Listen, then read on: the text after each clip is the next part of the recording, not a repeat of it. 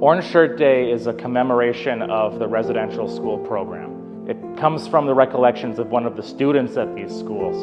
Her grandmother had given her an orange shirt that was taken away from her on the first day of school, and she never saw it again.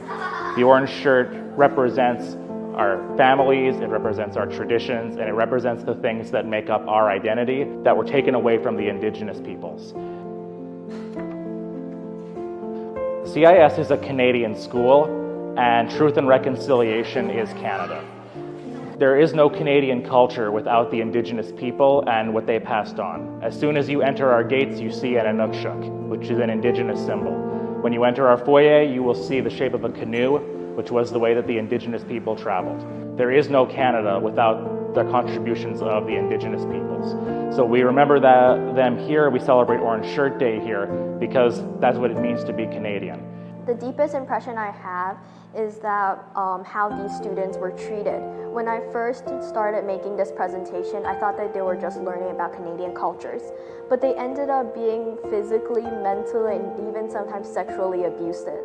We always need to be reminded that every child matters. What I think that Orange Shirt Day does is it reminds us that we need to be listening to our students and really getting to know them. Each one of them has their own dignity and their own identity, and we need to let them speak for themselves and do our best as a community to make this a safe, caring place for them where their personalities get to develop and flourish.